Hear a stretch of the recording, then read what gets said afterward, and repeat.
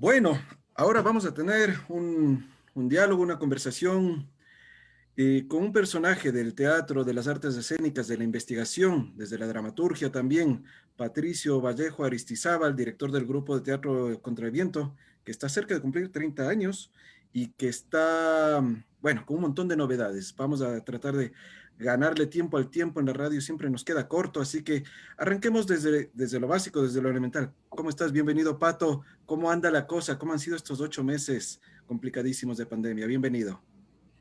Hola Santiago. Antes que nada, agradecerte por la invitación a participar de esta conversación en tu programa, saludar a tu audiencia y pues nada, ¿qué te puedo decir? Una locura.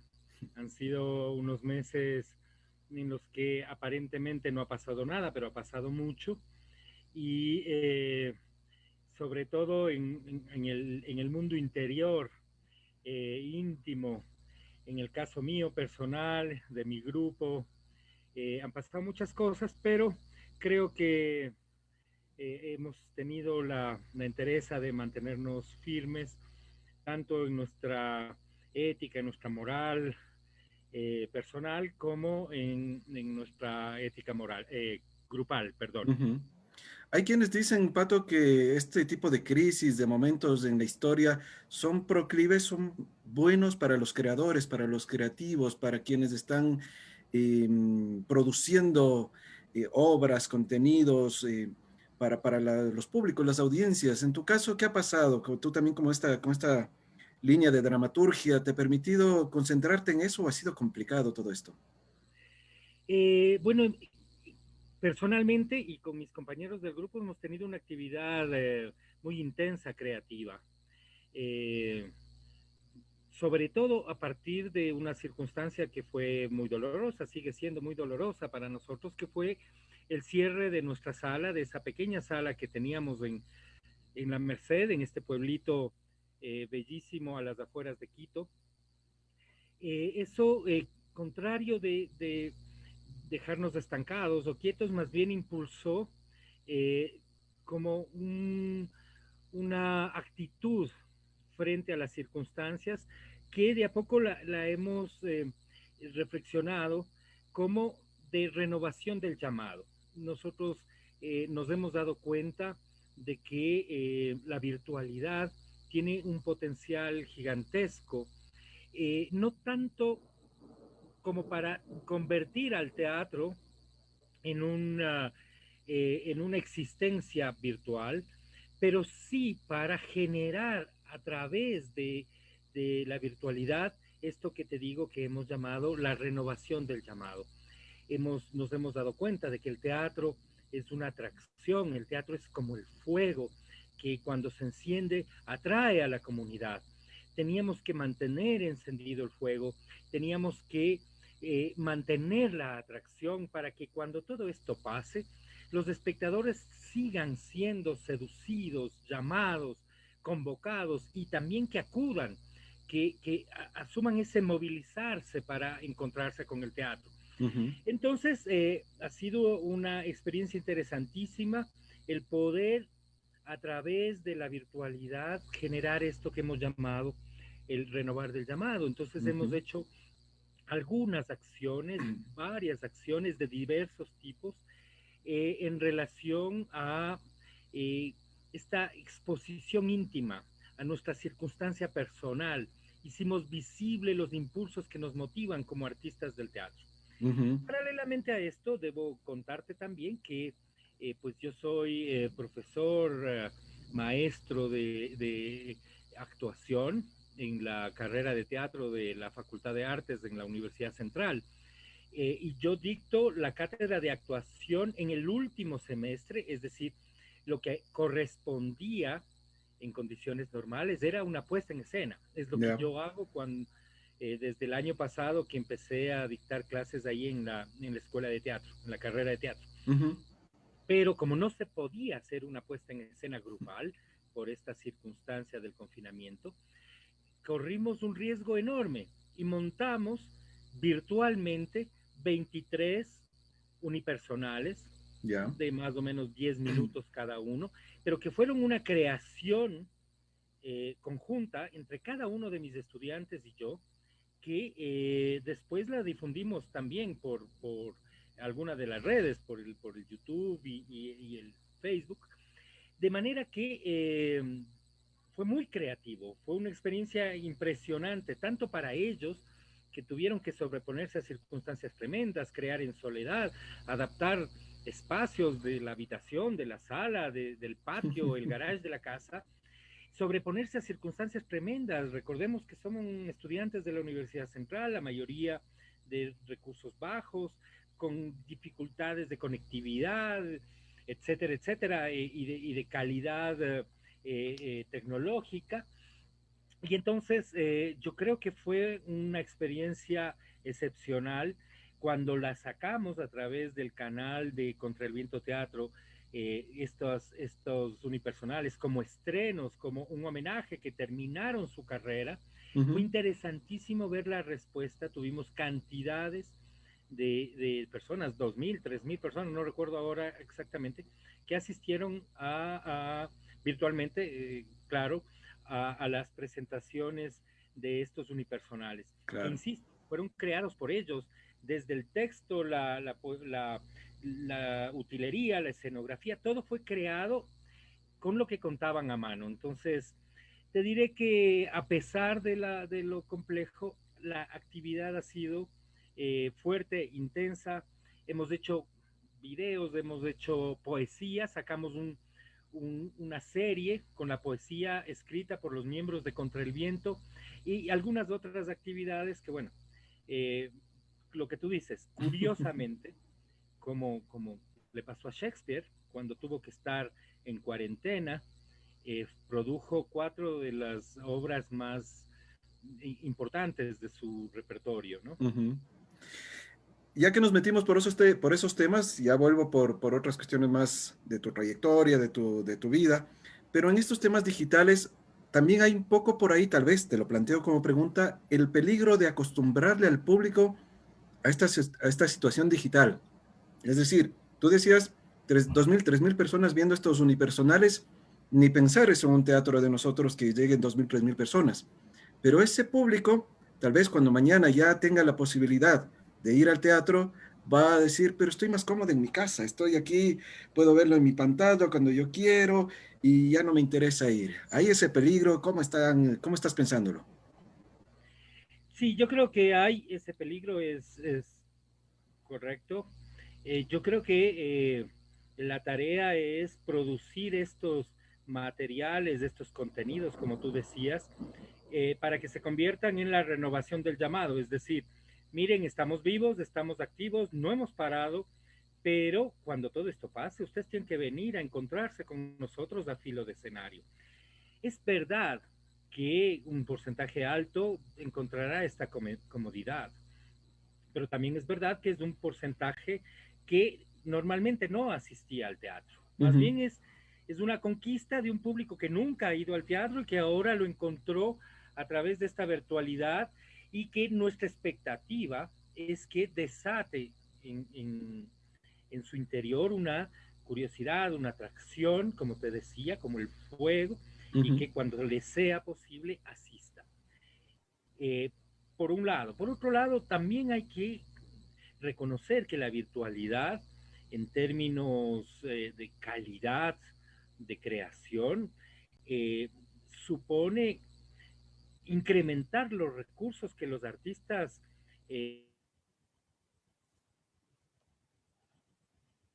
porque ya no solo basta con tener eh, escenografía, vestuario, utilería, iluminación. Ahora tengo que alquilar 2 o 3 cámaras, tengo que alquilar un equipo, un personal que maneje, alguien que switche, que, bueno, yo no soy experto, pero cuando he conocido lo que está detrás de estas presentaciones de streaming, eh, normalmente son subsidiadas por instituciones o por empresas que tienen los recursos. O sea que un canal de televisión o que la Casa de la Cultura o el municipio haga una transmisión de streaming desde el Teatro Sucre, Es posible porque está subsidiado, pero un Claro. artista independiente tendría que contratar camarógrafos, tendría que contratar a alguien que dirija las cámaras, alguien que edite, yo qué sé. Además, ahora ya no tenemos sala, tendríamos que alquilar una sala.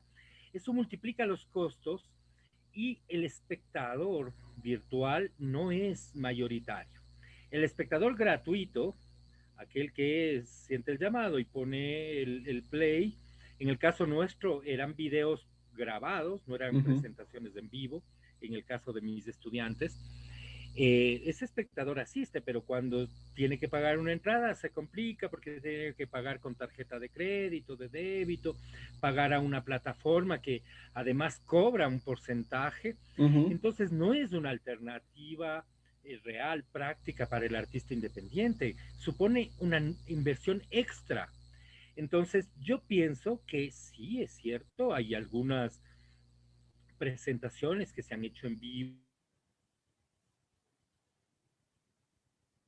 tienen, siguen siendo las mismas, es decir, aquellas que tienen que ver con la complacencia, con el humor simple, un actor, una actriz que no tiene que hacer vestuario, que no necesita escenografía, que con un par de celulares pasa, porque lo más importante es que está contando chistes. Ujú. Pero un espectáculo teatral que se presenta en vivo a través de streaming o de otras variantes virtuales supone ya una complicación y si es que al mediano plazo el teatro quiere seguir adherido a estas fórmulas,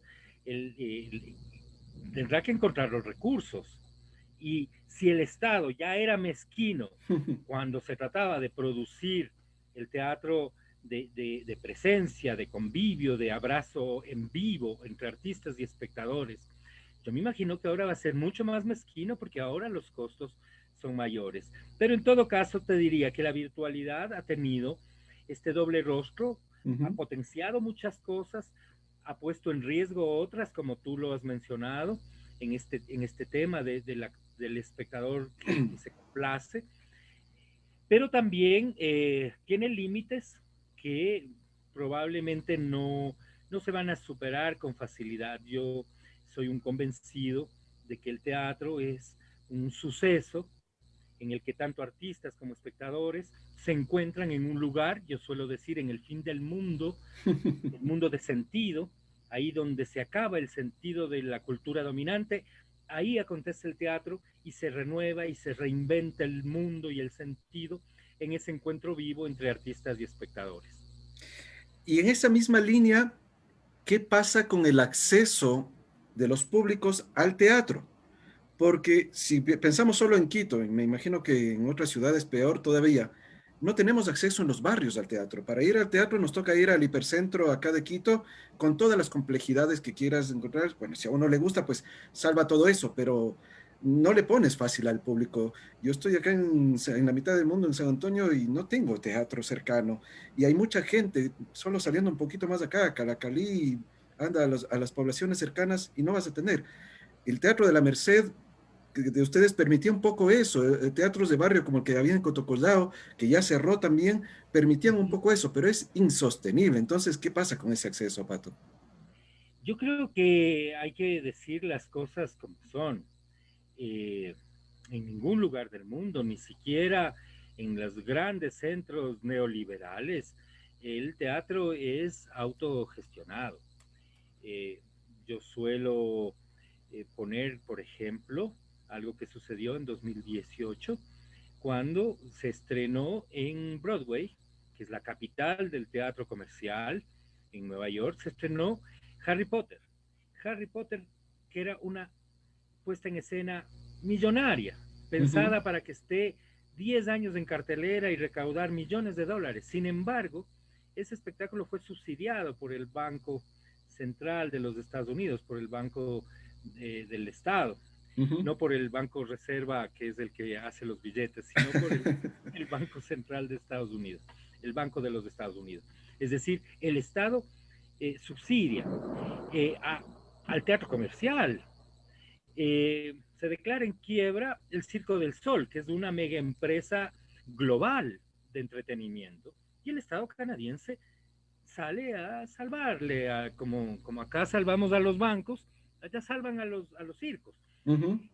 Pero quiebra contra el viento y pues nada, es tu problema. O No ha pasado cualquier nada, sala como las que tú mencionas, porque fueron varias claro. las que se tuvieron que cerrar en este contexto. Ujú. Entonces, yo creo que hay que decir las cosas y hay que mencionarlas. El Estado tiene una responsabilidad ineludible, porque hay derechos consignados, tanto por parte de los espectadores como de los creadores. Yo tengo el derecho, como ser humano, de vivir, prosperar, alimentar a mi familia por la profesión que escogí.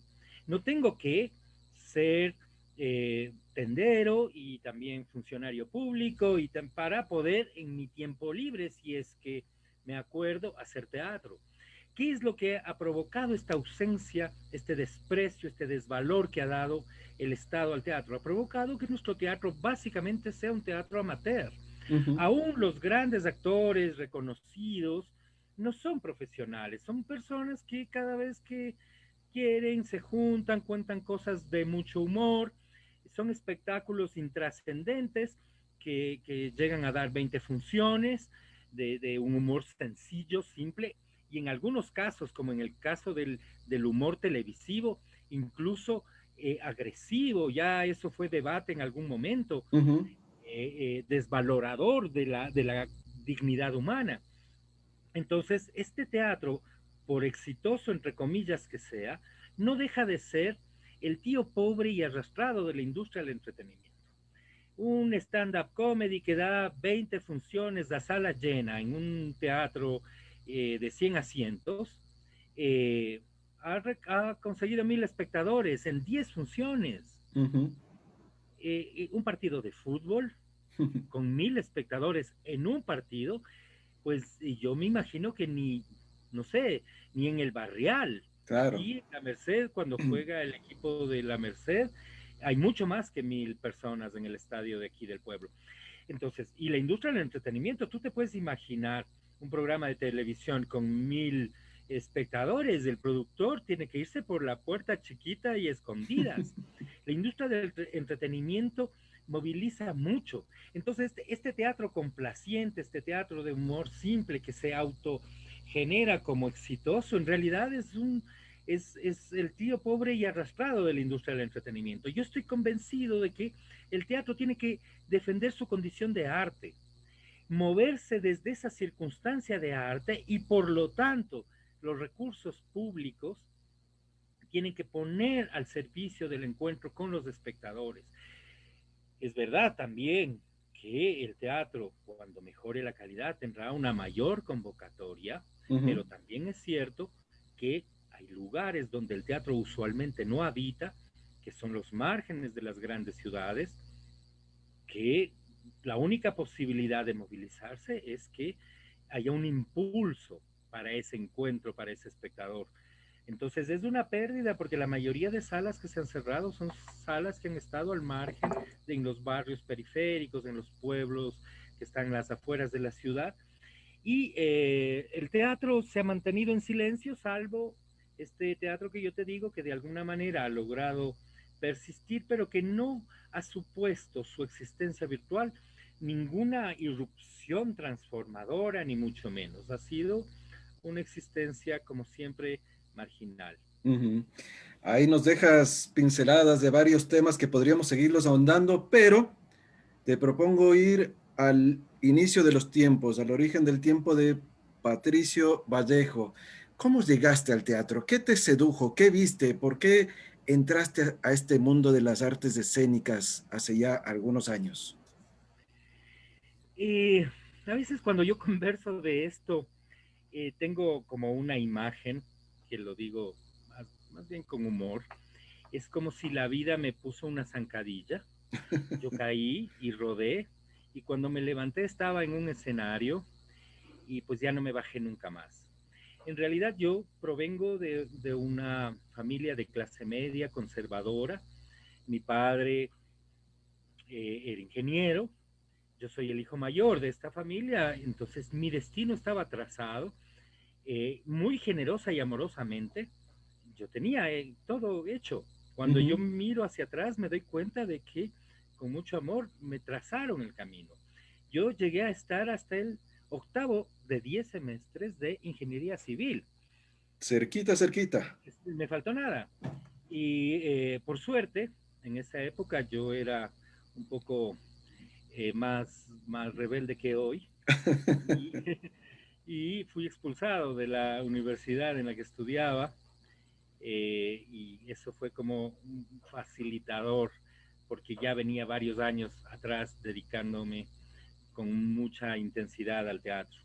Yo creo que el principio que movilizó este, esta, esta salida del camino que se me había trazado, yo creo que tenía que ver con una suerte de rebelión, con una necesidad de caminar por mis propios pasos, con una urgencia de comprometerme con la realidad social, con la realidad política, pero también con la necesidad de crear algo que no existía antes. Entonces, lo radical, lo importante que después se convirtió en un signo para mi vida y también es algo que suelo transmitir a mis discípulos, tiene que ver con el abandono. En realidad, el teatro supone innegociablemente un abandono, pero no es una actividad de tiempo libre que yo puedo combinar con otras cosas. En realidad, yo no solo abandoné la carrera, abandoné todas las circunstancias de mi vida hasta ese entonces y de pronto me encontré desnudo frente al universo y empecé a caminar por mis pasos. En ese entonces, Quito, a pesar de ser una capital, no era una ciudad vinculada culturalmente al mundo, no existían los privilegios que hoy nos da este mundo del Internet. Entonces, tener referencias sobre las enormes transformaciones que se estaban dando en el teatro del mundo era muy lejano, muy remoto. Había que buscar, escudriñar, encontrar, como yo decía, huellas en la nieve que maestros nos habían dejado en libros, en escritos, en filmes, pero que no llegaban acá, que teníamos que encontrarlo de maneras insospechadas. Yo creo que fui un privilegiado porque muy prontamente, eh, después de formarme como actor y de ser miembro de un par de grupos importantes en Quito en la década de los 80, yo fundo Contra el Viento en 1991, ya son largos 30 años, como tú mencionabas, un 2 de enero del 91, o sea que estamos a mes y Allá medio mismo. de cumplir 30 años en la vida de un grupo es como 60 en la vida de un individuo, de un proyecto artístico. Entonces, cuando fundo, rápidamente tuve la suerte de encontrar a los maestros que había buscado tan eh, a tientas y a ciegas. Y tuve el privilegio de hacer una residencia primero con Antunes Filho, el gran director brasilero, después con Santiago García, el director colombiano que apenas iniciando esta cuarentena nos dejó para siempre, el maestro Santiago, uno de los fundadores de la creación colectiva. Y finalmente y radicalmente el encuentro con Eugenio Barba y los actores del Odin Teatro en Dinamarca. Esto provocó un remesón en lo personal, pero también no sé, una complicación enorme, porque cuando yo fundo Contra el Viento, lo fundo también desde la rebelión.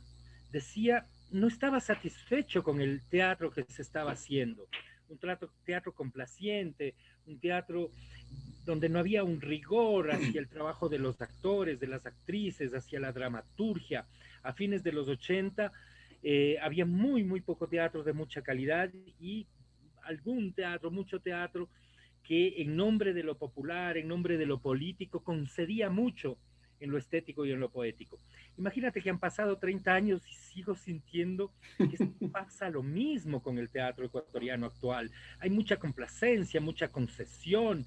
le regalamos al público, le delectamos al público con un humor simplón, y el actor, la actriz, el dramaturgo, mayoritariamente no asume el oficio creador, sino como una actividad marginal de tiempo libre que pronto nos hace salir escena y ya. De tal manera que después de tantos años, son 37 años que estoy yo dedicado al teatro, van a ser 38 Ujú. en lo personal, eh, me es muy común que me presentan una persona y todo el mundo me dice, ah, sí, yo también hice teatro, yo hice de Blancanieves en el colegio, y 38 años se borran de un plumazo porque nos ponemos en el mismo costal.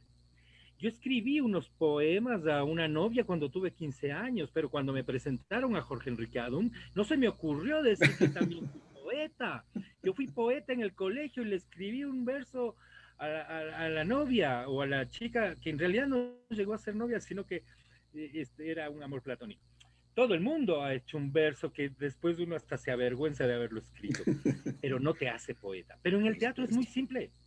Yo me he Ujú. tenido que sentar con cada funcionario y todos los funcionarios me dicen, mira, no me digas a mí si yo también sé, si yo hice teatro, yo sé de lo que me estás hablando. Y digo, no sabes de lo que te estoy hablando, porque yo he consagrado mi vida cada minuto, cada segundo del domingo, del lunes, de medianoche, de madrugada, los últimos 30 y casi 8 años largos de mi vida.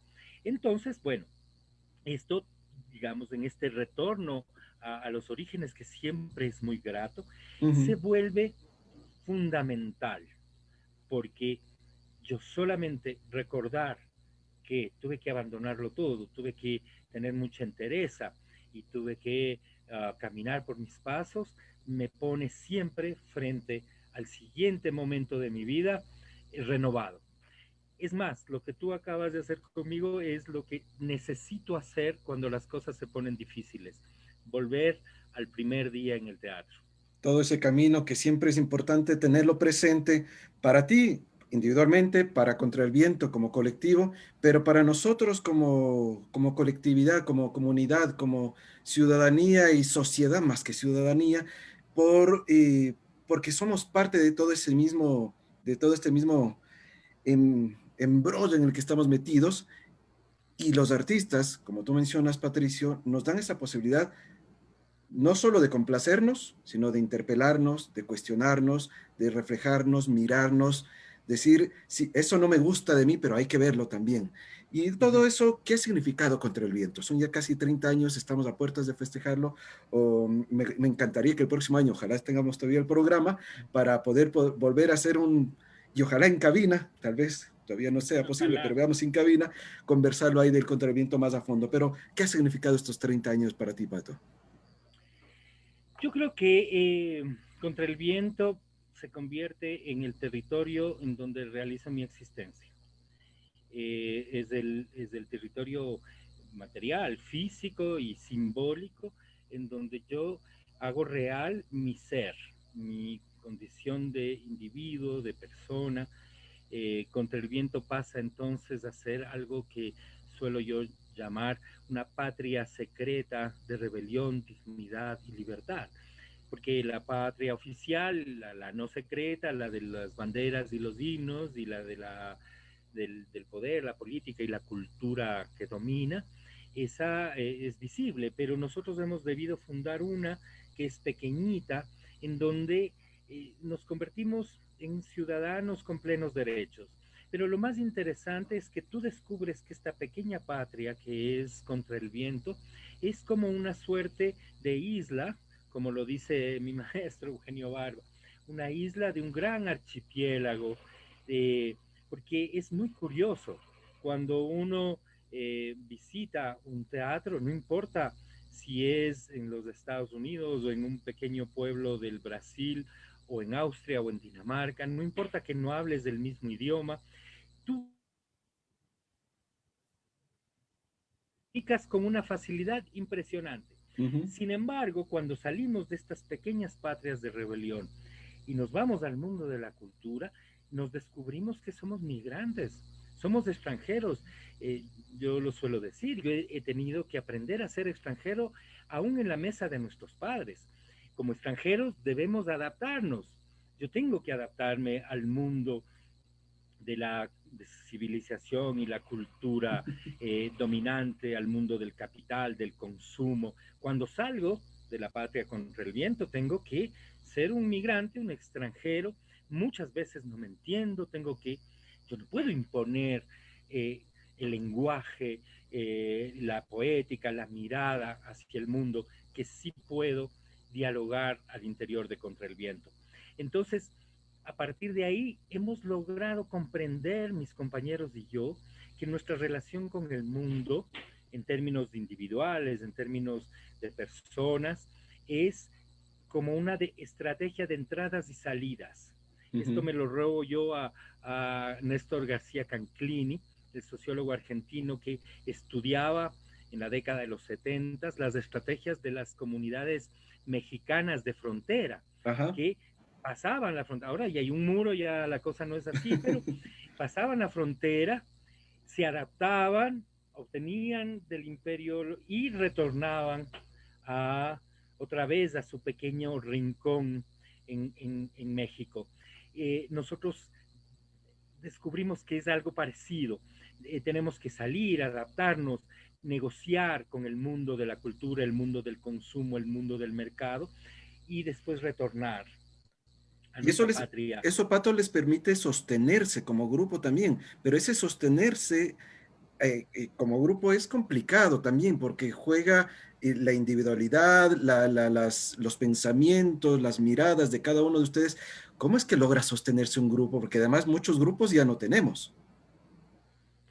Sí, y yo digo, mi invitación a la juventud es que vuelvan a pensar colectivamente. En algún momento, hace 10 años, me preguntaban algo como esto y yo decía, es verdad, en el mundo que vivimos ya no hay grupos, solo vemos unos muy pocos que somos una suerte de dinosaurios en vías de extinción. Pero yo creo que hoy por hoy es un acto de resistencia el construir colectividades, grupalidades, comunidades creativas. Y lo que tú dices, por un lado es algo que nos cuestionamos, o sea, ¿por qué seguimos juntos? Es muy difícil, es verdad, porque no hay, digamos, no hay una constitución de la República contra el Viento que todos tenemos que cumplir y no es que cualquiera se puede ir. Eh, las puertas de Contra el Viento siempre están abiertas para entrar y abiertas para salir y muchas personas han venido y se han ido del grupo, pero este núcleo de 4 personas que estamos ya 15, no, 18, 20, 22 años juntos, que son trechos larguísimos de tiempo. Ujú. ¿Cómo hemos hecho para mantenernos juntos? Yo creo que algo que tú mencionabas es fundamental. El que comprendimos que la colectividad solo es posible fortaleciendo la individualidad. Cada uno de los miembros del grupo tienen proyectos personales, pero que no los desarrolla por fuera del grupo, los desarrolla dentro del grupo. Ujú. Proyectos creativos, proyectos intelectuales, proyectos sociales que surgen, que se impulsan desde la individualidad de cada uno de nosotros, pero que acontecen dentro del contexto de Contra el Viento. Por un lado. Por otro lado, el reconocer que el territorio físico que nos junta es una suerte de útero, pero hay un cordón umbilical, pero todos tienen que salir en algún momento. Entonces los miembros del grupo, todos en algún momento han hecho carreras universitarias, por ejemplo. Ujú. Yo tengo una maestría en letras, María Belén también una maestría en letras, pero tiene una licenciatura en artes escénicas, Esteban tiene una licenciatura en teatro, es decir, hay una suerte de matriz de, de la que se nace y se sale como individuos y también a la que se retorna. Entonces eso ha permitido una enorme flexibilidad. Y la última cosa es la comunidad en términos de recursos, porque los recursos que genera Contra el Viento no son recursos que impliquen una acumulación, una repartición estratificada. En Contra el Viento, nosotros, los, el dinero que ganamos es repartido equitativamente por la actividad que se desarrolla, por una gira, por una función, por una temporada, por un curso, por la escuela, por cualquiera de las actividades que hacemos. Los ingresos se reparten equitativamente. No hay la noción de empresa donde alguien tiene las ideas y tiene la visión de futuro y se renueva para seguir alcanzando el éxito. Por el contrario, para nosotros la renovación es una circunstancia permanente. Tenemos que transformarnos todo el tiempo. Hemos debido aprender a ser maestros porque tenemos que enseñar. Hemos debido aprender a ser investigadores, reflexionar y publicamos nuestras reflexiones sobre el teatro y el arte de los actores y actrices. Somos creadores, por supuesto, porque tenemos que divulgar nuestra obra. Somos impulsadores, hemos aprendido a organizar eventos, festivales, encuentros, intercambios, mesas redondas. Es decir, el espectáculo es apenas la punta visible de un gran iceberg que está oculto, en que hemos debido aprender a habitar ese iceberg oculto, porque todo lo que está ahí son actividades que desarrollamos y que son estrategias para nuestra supervivencia. Pero aún así, tengo que decirlo, es muy complicada. La vida material de un grupo de teatro independiente en el Ecuador es muy complicada. Hemos tenido buenas épocas, hemos tenido un par de años que tuvimos muchas giras y muchos recursos que vinieron desde el exterior por esas giras, por las residencias internacionales que hacemos. Pero también hemos tenido los 3 últimos años una debacle enorme. No hemos podido girar, no hemos podido presentar nuestra obra en el Ecuador. Esto es paradojal, pero hay obras de Contra el Viento que no se han presentado en La Tacunga o en Ibarra, porque no podemos subsidiar un viaje, pagar el transporte, la estadía, la alimentación, alquilar un teatro para presentarnos en una ciudad pequeña vecina. Y es paradojal que nos presentemos en pequeños pueblos de México o de Colombia o de Brasil y no podamos presentarnos en las capitales provinciales de nuestro país. Esto es algo con lo que tenemos que seguir luchando para transformar. Pero bueno, digamos que la existencia de material de Contra el Viento ha sido complicada, la hemos llevado de la mejor forma posible, nos hemos rebelado contra la posibilidad de hipotecar aquello que valoramos y que no queremos negociar, que es la calidad artística, estética y poética de nuestra obra. Es decir, en nombre de conseguir más recursos, no hemos hecho un teatro utilitario para campañas políticas o para hacer publicidad a un producto o para, qué sé yo, por mantener esa coherencia con nosotros mismos, hemos tenido que pasar a veces momentos complicados, pero nos da eso una enorme satisfacción y una identidad. Sabemos quiénes somos y cuál es el teatro que queremos hacer, ¿no? Y eso es algo que el público reconoce, que su público y los que hemos podido verles en muchas obras de ustedes, lo reconoce. Es algo que no es tan del día a día y es bueno que exista y que ojalá se pueda multiplicar más. Se nos va acabando el tiempo, Pato, pero quiero atar el siguiente tema en dos cosas. Por un lado, ya comentábamos un poquito este cierre de la sala en la Merced, donde el Contra el Viento tenía la sala y que por las circunstancias no era una sala propia, ustedes arrendaban el espacio y evidentemente, como has comentado, la situación compleja no permitía pagar un arriendo sin al menos tener actividad allí. Entonces, no hay la sala, pero el grupo continúa. Y están con esta campaña de crowdfunding que lo llaman, de este asvaca.com para recaudar fondos, lo cual sí, es lindo pensar en el sostenerse colectivamente, que todos podamos aportar en mayor, en menor medida para que el grupo siga manteniéndose, pero también al mismo tiempo es triste, no sé si es la palabra, es delicado tener que acudir a estas circunstancias porque no hay otros mecanismos.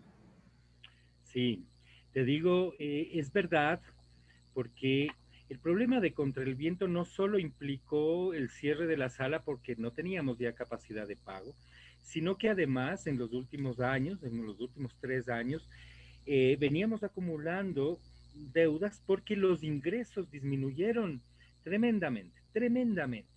Pero este año los ingresos bajaron a cero.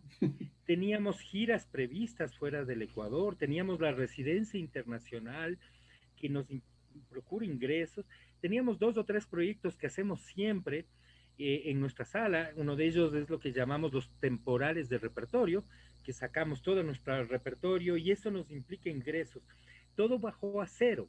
Entonces, las deudas que ya venían acumuladas, pero que las estábamos manejando en la medida de que buscábamos formas de ingreso, en este contexto se multiplicaron. Entonces, penosamente tuvimos que asumir, a pesar de que hicimos varios intentos, desde el cierre de la sala en el mes de mayo hasta este mes que hemos iniciado esta colecta, este crowdfunding,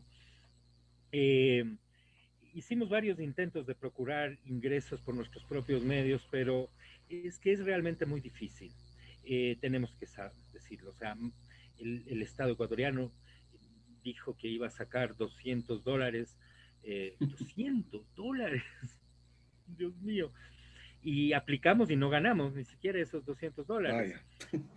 Con eso no abonamos nada. Y bueno, que iban a hacer una cosa, otra cosa, y a la final los artistas, nada, sobreviviremos como podamos. Eso fue lo que sucedió en este contexto. Y estamos coherentes porque lo poco que ha habido ni siquiera fue a la salud, entonces, ¿qué íbamos a esperar para cultura? Así que bueno, tuvimos que asumir esto de buscar el apoyo y golpear las puertas de los corazones, pero también del pensamiento, también de la reflexión. Sabemos que si 10 personas ponen 50 centavos cada una, ya pueden hacer un abono de $5, que es el mínimo que esta colecta de asvaca.com permite. Me doy cuenta de que cuando pensamos que si yo puedo poner una pequeña cantidad que pueda permitir que este grupo de personas cancelen sus deudas, que ojalá la colecta sea lo suficientemente buena, que no solo nos permita pagar las deudas, sino además alquilar el nuevo local, una nueva sala para abrir una nueva sala y poder seguir nuestra actividad pedagógica, creativa, de pensamiento, etcétera, etcétera. Pienso que estas personas que han asumido esta reflexión y esta generosidad se están dando cuenta de que es un acto también de dignidad y de rebelión, de decir, no es posible que sea tan indiferente que un grupo de teatro desaparezca. Sufrimos, nos pusimos a llorar cuando vino la noticia de que el Circo del Sol estaba quebrado. Y bueno, hay un grupo de personas que dijo, no, no quiero que Contra el Viento cierre, y ha estado colaborando. Pero lo que hemos recaudado hasta ahora todavía está bajo, tenemos que seguir haciendo el llamado. Ahora, yo quiero decirlo también, no es extraño en el mundo entero las donaciones, las generosas contribuciones también sostienen el teatro, y te digo, en países, en los Estados Unidos, los grupos de teatro independientes, la actividad artística escénica independiente también cuenta con los donativos generosos de personas que pueden hacerlo. Entonces, si bien es extraño, si bien de alguna manera también para nosotros no es fácil, porque pareciera que nos estamos poniendo en el plan de mendigos, suplicando, máxime sabiendo que todo el país está pasando por una circunstancia terrible, que sabemos que hay más de 1 millón de personas que han perdido empleos, que sabemos que la crisis económica nos está llevando a un decrecimiento del -5% del PIB, que dicen que llegará a -10, probablemente será la crisis económica más profunda de la historia del Ecuador. Y en ese mismo momento, nosotros salir a pedir que nos regalen unos pocos dólares, pero paradójicamente es en ese contexto en donde hemos recibido el apoyo, la alegría, la solidaridad y la convicción de que este recurso que estoy donando a Contra el Viento va a repercutir a futuro el que una de las agrupaciones representativas que ha dado renombre al teatro del Ecuador fuera, persista, que no se muera en la indiferencia. No queremos y no vamos a hacer un cuerpo que se envuelve en un plástico y que queda tirado. Eso es un acto de rebelión. En Ecuador no puede pasar esa imagen ni real ni metafóricamente.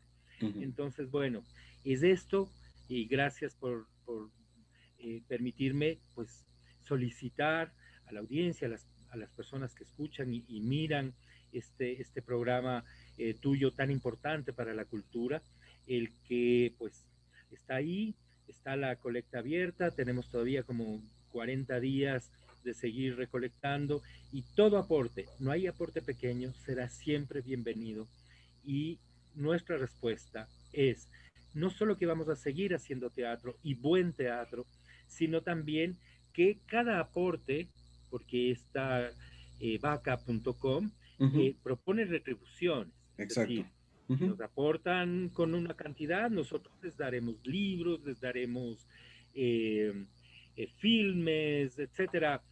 Y si alguien quiere hacer un aporte grande, pues nosotros les ofrecemos una función para que la entreguen, no sé, una empresa que hace un aporte importante, nosotros nos presentaremos el día, la hora en la que quieran para sus clientes VIP o para sus empleados y trabajadores, etcétera. Es decir, que los aportes no son solamente donaciones a cambio de nada o de que Contra el Viento sobreviva, sino que además nosotros estamos ofreciendo retribuciones por esos apoyos y esa solidaridad. Entonces ahí queda claro para la querida audiencia, en asvaca.com, ahí van a ubicar la campaña que están haciendo Contra el Viento, como nos ha mencionado Patricio, todavía hay tiempo para participar, tampoco dejemos para último, vayamos ahora mismo si podemos, paulatinamente apoyando y sobre todo pasando la voz. Eso también es el trabajo colectivo, pasar la voz, decir, mira, yo conozco a Patricio, yo conozco al grupo, vi esto, me acuerdo de esto, y a través también de ese ejercicio de la memoria decir, oye, vale la pena esto, vale la pena seguir, que el Contra el Viento siga, que Patricio siga, que nos pueda entregar más trabajos, más investigaciones. Nos queda pendiente conversar justamente de eso, de investigaciones, de un montón de cosas, Patricio, pero bueno, te comprometo para seguirlo conversando en próximos programas. Te agradezco un montón todo este tiempo y seguro de que ese Asbaca nos va a permitir ver muchas más cosas de ustedes, seguir disfrutando en el sentido de interpelación, de reflexión, del placer estético de lo que ustedes hacen y seguir alimentándonos de esa propuesta que ustedes tienen, Patricio. Muchas gracias, Pato. Nos encontramos seguro muy pronto para seguir conversando. Muchas gracias a ti, Santiago. Lo he disfrutado, ha sido una conversa riquísima. Gracias por la invitación, gracias por apoyarnos en esta movida que está el grupo. Y yo encantado, cuando tú quieras, continuamos, porque ojalá llegue el día en que así como hablamos de fútbol y de política apasionadamente en un café, nos encontremos en un rincón de la ciudad, pidamos 2 tazas de café y apasionadamente discutamos sobre teatro, danza, literatura, que también son una parte importantísima de nuestra condición humana. Maravilloso. Muchísimas gracias, Pato. Que pases muy bien. Eche mucho ñeque a esa campaña y a todo lo que sigan trabajando. Te abrazamos y te despedimos, Patricio. Un abrazo.